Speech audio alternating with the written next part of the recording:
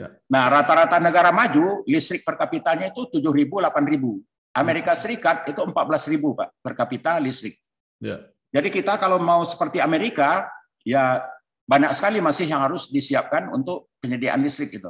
Ya. Tapi kita katakanlah 3/4-nya negara maju, jadi kalau 7.000, kita 5.000 kWh per kapita dengan industrialisasi, terus dengan begitu kita punya produk dengan nilai tambah tinggi, ya barangkali kita akan butuh tahun 2050 itu listrik kira-kira 7 kali yang saat inilah.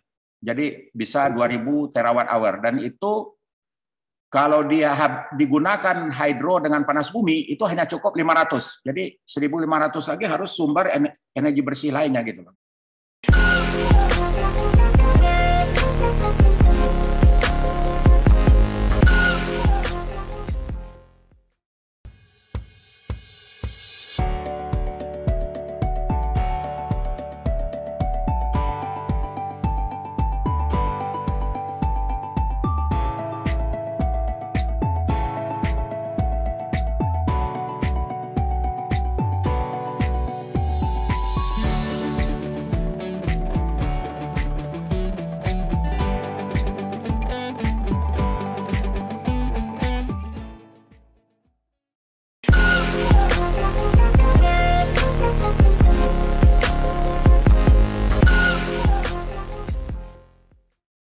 Assalamualaikum warahmatullahi wabarakatuh. Waalaikumsalam warahmatullahi wabarakatuh. Bersama saya Bambang Sadono di kanal Inspirasi untuk Bangsa. Mudah-mudahan kanal ini selalu bisa memberi inspirasi, motivasi, dan edukasi. Saya sudah bersama dengan Dr. Insinyur Herman Darnel Ibrahim, MSc. Ya. Beliau saat ini adalah anggota Dewan Energi Nasional. Apa kabar Pak Herman? Alhamdulillah baik Pak Bambang. Pak Bambang bagaimana kabar? Iya, sehat. Cuma di rumah terus ini. Ya, Pak Herman. Bapak sekarang di Dewan Energi Nasional. Ya, Pak. Disebutkan Bapak mewakili industri. Itu apa artinya, Pak? Ya, dia sesuai dengan Undang-Undang Nomor 30 Tahun 2007, itu anggota Dewan Energi itu ada pimpinan dulu ya, saya beri share sedikit dengan pemirsanya ini, penontonnya. Ya. Dewan Energi itu dibentuk berdasarkan Undang-Undang Nomor 30 Tahun 2007 tentang energi. Ya. Ada 9 pasal itu tentang Dewan Energi dan kebijakan energi. Nah, di situ Dewan Energi itu tugasnya adalah tentang perumusan kebijakan energi. Ada 4 itu dicantumkan di undang-undang itu, merumuskan dan menetapkan kebijakan energi nasional. Kemudian yang kedua menetapkan kondisi krisis dan darurat energi, yang ketiga serta langkah penanggulangannya, terus yang ketiga itu menetapkan rencana umum energi nasional, yang keempat itu adalah mengawasi implementasi kebijakan yang bersifat lintas sektor. Terus ada satu lagi, tidak di bagian tugas tapi di pasal lain dicantumkan juga bahwa Dewan Energi Nasional itu menetapkan cadangan penyangga energi nasional. Cadangan penyangga tentang jenis, jumlah, lokasi, dan waktu dari cadangan penyangga itu juga Dewan Energi Nasional. Jadi sebenarnya tugasnya 5. Terus dalam pasal undang-undang itu sudah ditetapkan Dewan Energi itu diketuai oleh Presiden. Jadi Ketua Dewan Energi itu Presiden Republik Indonesia. Itu diatur undang-undang, jadi bukan melalui pemilihan. Terus wakil ketuanya Wapres, ketua hariannya menteri yang membidangi energi, jadi Menteri Energi Sumber Daya Mineral. Selain yang bertiga itu ada 7 lagi menteri jadi anggota. Nah, di samping 7 menteri tadi ada lagi 8 anggota dari pemangku kepentingan. Nah, undang-undang menetapkan 8 anggota ini, 2 itu akademisi, 2 itu industri, 2 lagi dari konsumen, 1 dari teknologi, dan 1 dari lingkungan. Nah, saya mewakili industri. Yang dimaksud industri di situ adalah industri keenergian. Baiklah, itu bukan industri yang mengkonsumsi, tapi industri keenergian. Jadi yang membangkitkan listrik, mungkin juga yang berurusan dengan produksi minyak, produksi gas gitu lah. Pengertian industrinya begitu. Nah, saya mewakili, saya diusulkan oleh, prosedurnya itu harus diusulkan oleh asosiasi-asosiasi yang terkait. Jadi saya diusulkan oleh empat kelompok ya. Satu, masyarakat ketenagalistrikan Indonesia, kedua masyarakat energi terbarukan Indonesia METI, jadi MKI METI, yang ketiga oleh Asosiasi Panas Bumi Indonesia yang saya pernah jadi ketuanya, yang keempat oleh Badan Kejuruan Elektro PII. Nah, jadi saya mewakili industri ketenagalistrikan kira-kira posisinya begitu, termasuk juga industri energi terbarukan. Nah, itu maksudnya begitu Pak Bambang. Jadi apa prosedurnya begitu.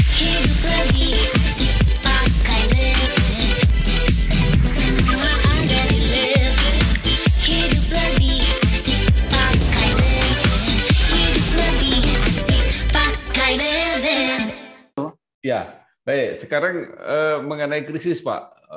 Ya. Apakah yang terakhir ini sudah hampir disebut krisis ketika PLN mengeluh pasokan batu baranya kurang, bahkan sampai sempat ekspornya dilarang batu bara keluar? Ya, secara definisi krisis berdasarkan Perpres tentang kondisi krisis dan darurat energi itu belum. Belum ya? Secara definisi belum, karena dalam definisi tadi itu yang disebut krisis itu adalah terjadi padam yang terjadi gangguan pasokan listrik yang mengganggu kehidupan sosial dan ekonomi. Itu definisinya dalam undang-undang disebut begitu. Nah, dalam terjemahannya di Perpres disebutkan, kalimatnya saya nggak persis ya, tetapi disebutkan bahwa terjadi pemadaman bergilir yang tidak terselesaikan ya dalam waktu 3 bulan kalau nggak salah tuh. Kemudian juga padam bergilir ini udah mengganggu kehidupan sosial dan ekonomi. Nah, terus dia akan disebut krisis kalau itu dilaporkan baik oleh gubernur daerah itu terjadi ataupun oleh Menteri Energi. Jadi yang melaporkan kepada Dewan Energi mesti itu. Nah, kemarin itu kan tidak ada laporan itu dan juga tidak ada pemadaman bergilir yang terjadi. Namun secara definisi krisis yang lebih yang lebih generik, bisa juga itu disebut semacam krisis di mana yang terganggu itu adalah pasokan batu bara, dan itu mengganggu juga, saya dengar dari PLN ada tambahan biaya karena dia harus bakar minyak gitu. Ya. Jadi semacam krisis yang menyebabkan naiknya biaya PLN yang tentunya PLN ini disubsidi. Ya. Namun secara definisi krisis darurat energi itu tidak.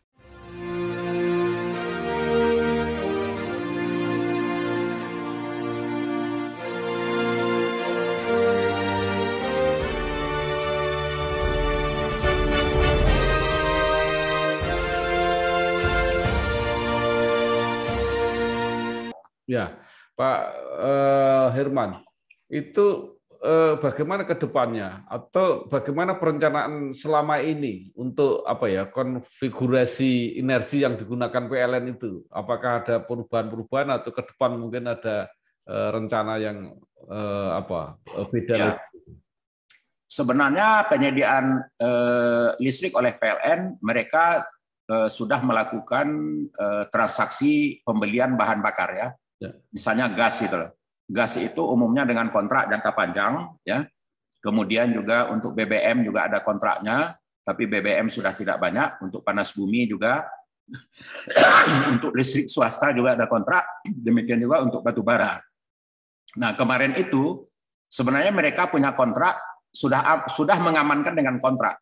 Jadi yang terjadi kemarin itu adalah delivery-nya tidak sesuai. Jadi delivery-nya ke PLN tidak tepat sesuai dengan waktu yang ditentukan di kontrak. Ya. Nah, hal ini kabarnya itu dipicu oleh harga batu bara dunia itu naik sampai $200. Ya, ya. Sedangkan harga yang berdasarkan untuk keperluan dalam negeri itu sekitar $70-an gitu. Ya. Jadi dengan selisih harga ini para pemegang wilayah kerja atau pemilik tambang itu cenderung untuk menjual batu baranya keluar. Ya. Nah, di KEN, Kebijakan Energi PP 79 tahun 2014, di situ disebutkan bahwa arah kebijakan energi kita itu, kalau batu bara itu fungsinya adalah untuk mengamankan pasok dan sebagai tulang punggung. Ya. Jadi arahnya di KEN itu adalah kita memaksimumkan energi terbarukan, meminimumkan BBM karena mahal dan semakin langka, mengoptimalkan penggunaan gas, kemudian mengamankan pasokan itu dengan batu bara. Jadi batu bara itu digunakan istilahnya itu semacam untuk menjaga keamanan pasok. Ya. Dan itu pula yang membuat kenapa kita banyak membangun PLTU batu bara ya di periode 1 Pak Jokowi. Ya. Dari 2014 itu kan ada proyek 35.000 MW, ya. Bagian besar batu bara. Nah, itu sebenarnya sejalan dengan Ken itu, walaupun sekarang ada transisi energi yang bikin pesannya untuk net zero emission dan mengurangi penggunaan energi fosil. Tapi latar belakang daripada pengamanan tadi, karena untuk mendapatkan gas tidak mudah. Energi terbarukan relatif masih lebih mahal. Itulah yang membuat kita memperbanyak penggunaan batu bara dan kita punya banyak batu bara. Dan penggunaan batu bara kita per kapita itu belum besar. Jadi kayak di Cina, Tiongkok itu gunakan batu bara per kapitanya sekitar 3 ton per kapita. Indonesia itu gunakan batu bara hanya 0,4 ton per kapita. Jadi per kapitanya kita belum tinggi. Nah, kenapa kita gunakan batu bara? Karena pasokannya aman, cadangannya banyak. Ya, lebih aman daripada gas karena gas itu harus buat kontrak terus harus dilelang dulu. Jadi satu sumur itu baru ada kontrak. Kalau batu bara itu cepat. Jadi dengan batu bara kalau kemarin kita harus buat banyak gas, cari gas dulu. Nanti dapatnya LNG bukan dengan pipa gitu. Nah, tapi kalau batu bara segera dapat. Jadi kayak 35.000, ada 20-an ribu, hampir 25.000 kali itu adalah batu bara. Nah, satu lagi batu bara ini di samping aman pasokannya, harganya murah. Bukan harganya murah lah. Untuk bikin listrik itu yang termurah itu pakai batu bara. Ya. Karena batu bara itu sulit untuk digunakan, ya tidak mudah untuk digunakan di luar listrik. Paling-paling digunakan di produksi semen. Tetapi untuk rumah tangga udah dicoba briket misalnya, ternyata nggak senyaman pakai gas. Ya. Nah, sehingga karena itulah harga batu bara kalau $80 itu setara 1 liter minyak itu setara kira-kira 2.000-an rupiah. Kalau harga gas $6 itu setara 3.000-an rupiah per liter minyaknya. Jadi kalau kita gantikan minyak, dulu PLN itu kan banyak pakai minyak. Dengan gas dan batu bara, turunlah biaya pokok PLN. Nah itulah sebenarnya peran batu bara kemarin. Ya. Nah, ke depan ini kita memang Presiden kan udah bilang di Glasgow, kita mau net zero emission 2060 dan kita akan melakukan dekarbonisasi gitu, dengan memprioritaskan pengembangan energi terbarukan yang rendah karbon. Nah, namun kita juga janji Presiden ini ada sebenarnya syaratnya. Satu, ada syarat tentang itu dilakukan jika ada bantuan internasional, baik bantuan dana maupun teknologi. Yang kedua juga diperkuat oleh Menteri Energi di Glasgow itu oleh Pak Arifin ya. Itu dilakukan dengan tetap menjaga ketahanan energi kita. Yang dari ketahanan energi ini yang paling penting dijaga satu adalah availability, yaitu keamanan pasokan dalam negeri, dan affordability, harga energi. Nah, jadi ke depannya memang kalau semangatnya kita untuk bikin renewable, ya, yang bisa kita genjot sekali itu tentu dihabiskan dulu hidro, panas bumi, tetapi hidro dan panas bumi ini dia site spesifik, jadi tergantung lokasi. Energi terbesar atau listrik terbesar kita gunakan itu di Jawa, kemudian Sumatera, baru Sulawesi dan Kalimantan.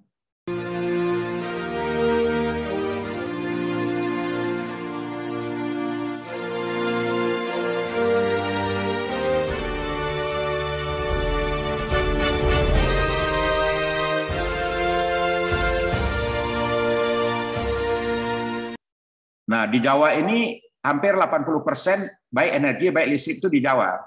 Sedangkan hidro itu ada di Papua, ada di Kalimantan, sehingga kita belum bisa memanfaatkan. Tapi kalau batu bara, saat ini energi di Jawa ini adalah diisi dengan listriknya dari hidro, tapi itu 2.500 MW kira-kira, udah habis semua potensinya. Kalaupun ada, tinggal kecil-kecil sekali. Terus panas bumi itu di Jawa ada sekitar 1.500 MW kali. Terus sisanya dari batu bara dan gas. Nah, kita untuk memaksimalkan hidro dan panas bumi itu sudah terbatas. Jadi Jawa ini ke depannya itu kalau mau energi bersih itu adalah energi surya. Kemudian juga barangkali tidak disukai ya, terutama NU menyatakan tuh PLTN itu haram. Dulu pernah dinyatakan NU. Zaman tahun berapa? 90-an atau 2000-an. Terus ya itulah opsinya. Nah, kalau ini berhasil, maka kita bisa energi bersih di Jawa. Tapi kalau tidak, saya melihatnya batu bara ini tetap juga menjadi kuda hitam untuk dicadangkan, mengamankan energi itu. Masih sulit kita melihat bahwa kita bisa menyediakan energi dengan batu bara yang minimum itu sulit. Seperti Cina dan India di Glasgow itu mereka kemukakan ekonominya tergantung dengan batu bara gitu lah. Kita nggak ikut mengemukakan itu, tapi menurut saya kita juga perlu mengemukakan karena begini, kalau kita hentikan batu bara, tantangan kita saat ini adalah satu, untuk energi, belum tentu aman penyediaan kita. Jadi kalaupun batu bara mau dihentikan, pembangkitnya jangan dimatikan, energinya jadi dikurangi. Itu saya. Jadi pembangkitnya tetap hidup, tapi kalau udah ada energi lain, kita pakai energi lain, dan batu bara yang tadi yang tetap hidup ini jika diperlukan dinyalakan. Jadi dia belum di decommissioning, pembangkitnya belum dibongkar gitu lah. Nah, itu ya. Jadi pembangkitnya tetap hidup dan satu lagi energi surya kita perbanyak. Ya. Jadi kita perbanyak energi suryanya.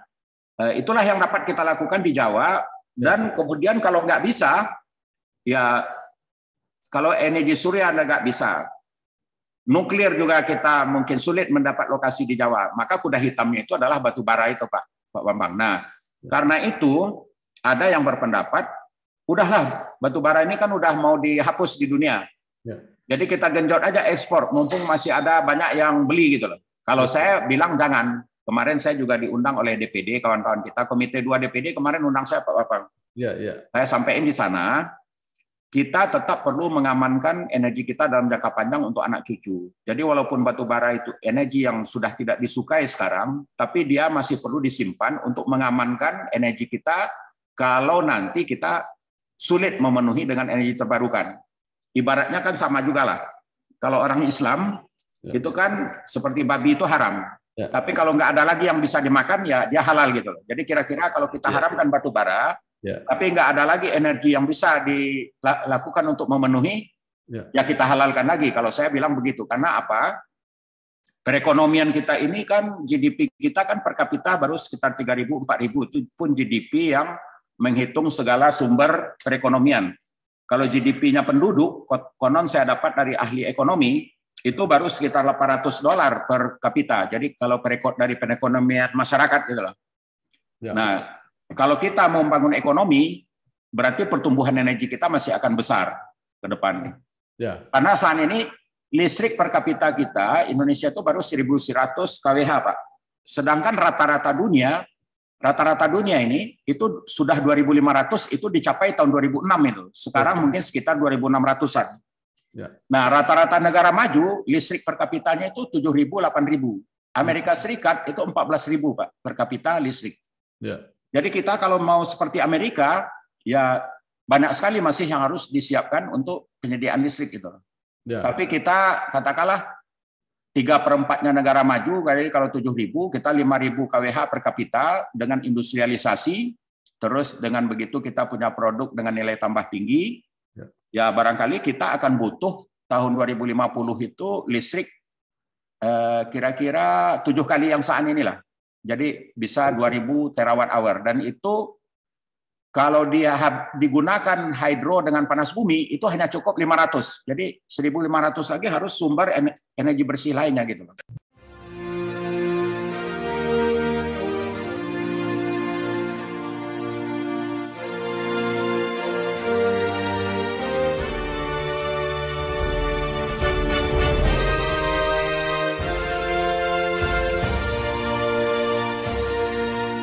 Ya, Pak Irman, nuklir hampir tidak mungkin. Ya.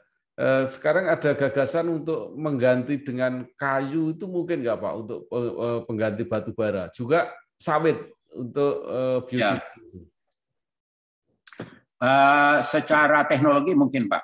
Jadi sawit ya, limbah sawit misalnya, Namun pengalaman selama ini setiap kali menggunakan limbah ujung-ujungnya kandas ya. Jadi saya waktu Indonesia Power menggunakan sekam padi, tidak besar pembangkitnya. Saya di Sulawesi Selatan itu ada unit-unit 200 kilowatt cuman, ada berapa? 5-6 unit kali ya. Jadi hanya sekitar 2 megawatt total. Waktu feasibility study sekam padinya di data cukup, tapi setelah dioperasikan nggak tersedia. Akhirnya pembangkit itu idle. Itu ada gasifier-nya, itu yang buat orang Surabaya dulu tuh. Terus idle. Terus kemudian beberapa PLT sampah di Bali dan juga di Bekasi gitu ya, sulit membuat penyediaan itu continue. Demikian juga yang terakhir ini saya dengar kemarin saya dari Padang, di Mentawai itu ada PLT biomas berbasis bambu. Nah itu juga udah mau mati katanya. Nah jadi isunya itu, isu keduanya adalah kontinuitas ya. Isu keduanya jumlahnya Pak. Jadi dari sudut jumlah, saya berhitung kira-kira ya, paling besar kita dari sampah itu mungkin sampah biomas itu bisa 50 ribu MW. 50 giga. 30 giga lah paling ya. Total kapasitasnya 50. Sedangkan kebutuhan kita total bisa 400-an gigawatt gitu loh. Untuk tahun kita ketika kita nanti jadi negara maju. Ya.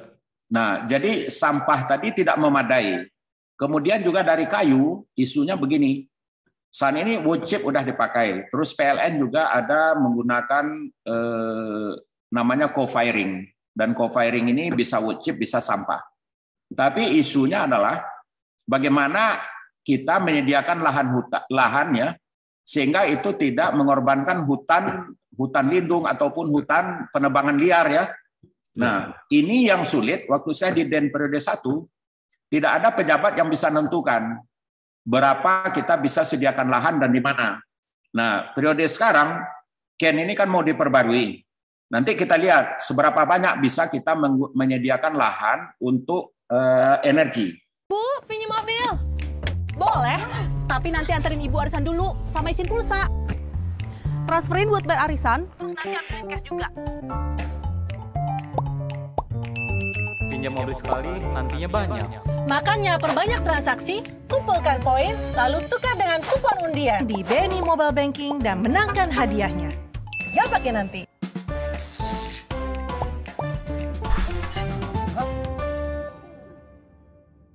Karena nanti gini ya, dari tata ruang kita, saya bayangkan gini, perlu memang perencanaan strategis tata ruang. Lahan itu kan banyak fungsinya, jadi untuk pangan berapa, untuk hutan sendiri yang disisakan berapa gitu ya. Saat ini kalau nggak salah 70% masih hutan. Kemudian di luar hutan tadi untuk pangan berapa, untuk energi berapa, untuk bukan pangan bukan energi, jadi untuk misalnya kayak sawit itu ya. Sawit saya nggak tahu jenisnya apa masuk pangan, tapi katakanlah untuk keperluan di luar pangan dan energi ada lagi. Kemudian ada lagi untuk keperluan infrastruktur jalan, perumahan, pasar dan segala macam itu kan sediakan juga gitu. Nah ini saya kira belum clear kita, Pak Bambang. Saya waktu Den periode 1 kita rapat ya, ngundang Kementerian PU, Kementerian Kehutanan, Kementerian Pertanian, orang tata ruang. Nah, barangkali Pak Presiden yang harus pimpin. Jadi kita bisa jelas nanti, kalau jelas baru kita, oke, sekian kita akan gunakan dari wood gitu loh. Tapi kalau tanpa itu, Pak Bambang, yang saya khawatir, itu nanti penebangan liar yang terjadi. Saat ini saya sudah mendengar, tapi Pak Bambang kan orang Jawa Tengah tuh. Ya. Jadi Pak Bambang cek aja. Ya. Saya ada kawan, dia bilang ada perusahaan, tapi dia nggak mau kasih nama identitasnya ke saya. Perusahaan ini ekspor ke Korea, wood chip. Ya. Nah, itu ada di Jawa Tengah lokasinya. Ya. Kawan saya ini dulu naruh saham katanya. Tapi karena dia tahu, dia cek, itu ada sebagian kayu itu dari penebangan liar katanya. Jadi dia nggak mau terlibat itu, jadi sahamnya udah diambil tahun lalu. Ya. Nah, jadi ekses daripada wood chip ini adalah kalau tidak teralokasi lahan kayunya, itu penebangan liar. Karena apa? Pembeli tadi kan mendorong orang menyediakan, dan orang yang menyediakan barangkali ya mana yang bisa ditebang gitu loh. Ya.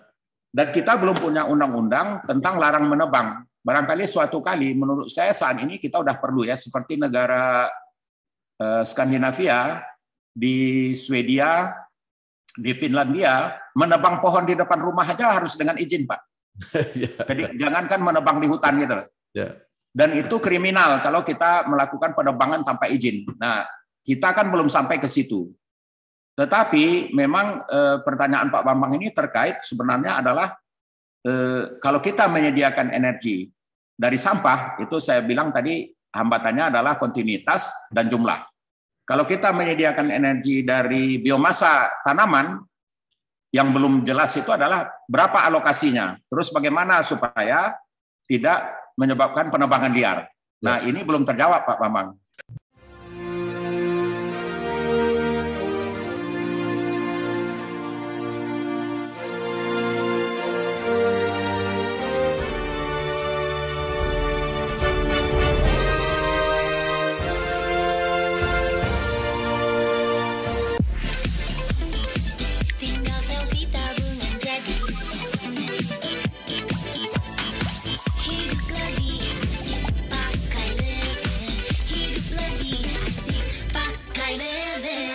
Ya, jadi yang paling mungkin apa, Pak, kira-kira tadi? Saat ini kalau saya nyampaikan, yang paling mungkin itu yang sudah jelas-jelas saat ini belum ada sebenarnya. Tetapi yang punya peluang itu adalah energi matahari. Energi matahari ini kalau pakai panel surya sudah murah, tetapi itu tidak bisa memberikan kontinuitas pasok. Untuk memberikan kontinuitas pasok itu adalah panel surya ditambah baterai. Nah, baterai ini masih mahal. Jadi kalau kita nyediakan listrik dengan panel surya tambah baterai, itu harganya masih di atas 12 sen dolar lah. Kalau hitungan dolar ya. Karena apa? Karena pakai dolar, karena harga baterai itu, baterai impor itu per kWh kapasitas baterai, itu harganya 250 dolar. Nah, di dunia pun orang tersisi energi itu akan mengandalkan surya dan angin, Pak. Nah, energi laut sementara energinya banyak ya, potensi kita banyak, tetapi jauh lebih mahal juga, dan itu tetap juga butuh storage. Sedangkan teknologinya mahal karena butuh struktur yang apa namanya ini, yang lebih mahal ya, dan di samping itu strukturnya harus anti korosif. Jadi listrik energi laut itu yang udah diuji coba itu range harganya masih di atas 25 sen dolar per kilowatt jam. Nah, kalau surya pakai tanpa baterai, itu udah bisa 6-7 sen dolar, Pak. Jadi sama dengan batu bara dan gas ya. Tapi kalau pakai baterai, itu tambah dengan baterainya sekitar 6-7 sen lagi gitu. Tapi kalau baterainya itu nanti murah, itu bisa. Nah, jadi yang saya bayangkan Pak Bambang, dan juga kawan-kawan saya di bidang energi, nanti kalau baterai udah murah, kita mengandalkan surya tambah baterai, dan di rumah-rumah, orang itu akan punya baterai dan nyimpan juga. Nah, orang tuh nyimpan, jadi nanti kalau ada PLN padam, dia tinggal pakai dari baterainya. Kemudian juga orang mengisi kendaraan listriknya. Nah, cuman isunya saat ini kendaraan listrik kan juga mobil listrik itu mahal. Tapi kalau nanti harganya turun, baterainya udah murah, kemudian harga mobil listrik turun, maka di rumah itu orang akan punya sumber energi dua. Satu dari baterai yang ada di rumah dan panel surya, kedua dari mobil listriknya. Jadi ketika PLN-nya terganggu, dia masuk dari sana. Nah, PLN tetap perlu karena begini, tetap perlu jaringan PLN, satu untuk memasok industri dalam skala besar yang tidak bisa dipenuhi oleh tenaga surya. Yang kedua, ketika cuaca misalnya nggak bagus, terus baterai udah habis, ya pengamanan kontinuitas itu oleh jaringan PLN, dan listriknya pakai juga ada hidro, ada panas bumi, ada dari gas yang lebih bersih, tapi nggak ada batu bara gitu. Nah, kira-kira skenarionya begitu Pak Bambang. Jadi solusinya itu sebenarnya belum ada. Nah, karena itu tadi saya bilang batu bara itu belum bisa kita anggap bahwa itu nggak berguna di masa depan gitu. Saya kembali ke situ. Jadi kenapa batu bara itu masih harus dicadangkan? Karena yang kita punya dan cadangannya banyak saat ini hanya itu. Jadi kalau kita habisin itu, ketika kita tidak bisa memasok dengan surya, tidak bisa memasok dengan nuklir, tidak bisa memasok dengan sumber lainnya, ya kita kayak tadi, kalau babi haram, tapi ketika nggak ada yang dimakan, ya kan untuk menyelamatkan hidup. Jadi dalam energi juga begitu. Kan di RUT PLN bilang, dia mengharamkan batu bara. Ya. Jadi nggak dikembangkan lagi. Tetapi sebenarnya ketika kita krisis, sebenarnya kita nggak melihat apa lagi. Karena apa? Berarti kalau krisis itu kita tidak ada ketahanan energi. Dan perjanjian kita ke dunia luar, kita akan melakukan transisi selama kita bisa juga mengamankan ketahanan kita. Jadi untuk ketahanan itu, ya batu bara itu salah satu yang bisa diandalkan gitu, Pak. Ya, baik Pak Irman. Jadi kesimpulannya pengamanan energi ke depan belum ada yang paling ampuh lah kira-kira ya, tapi baru ada alternatif-alternatif yang mungkin dilakukan.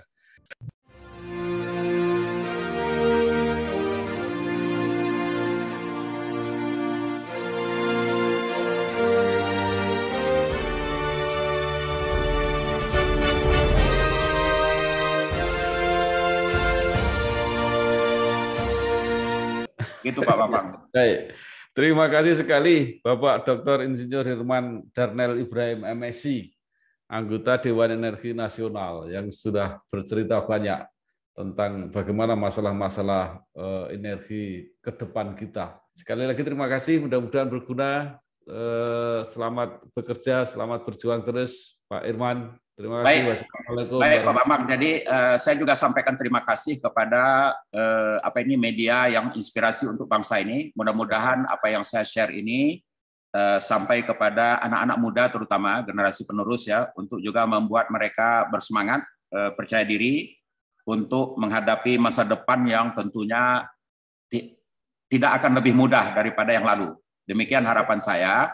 Dan saya juga berharap Pak Bambang tetap sehat, dan kemudian kalau ada lagi kesempatan, saya juga siap lagi untuk berbagi melalui inspirasi untuk bangsa ini. Terima kasih sekali Pak Irman. Wassalamualaikum warahmatullahi wabarakatuh. Waalaikumsalam warahmatullahi wabarakatuh.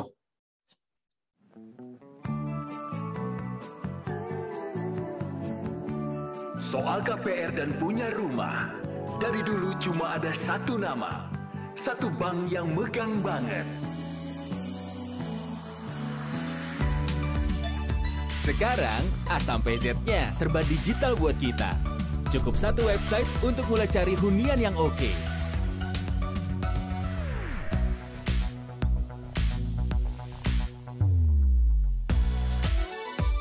Lagi sesibuk apapun, cukup satu fitur ngajuin KPR online.